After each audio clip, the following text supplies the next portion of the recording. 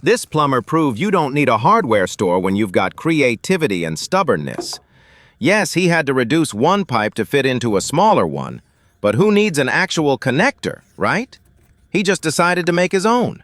Grabbed a few pieces, improvised, adjusted, and boom! A brand new plumbing technology was born. While everyone else buys ready-made parts, he manufactures his own. A true PVC artist.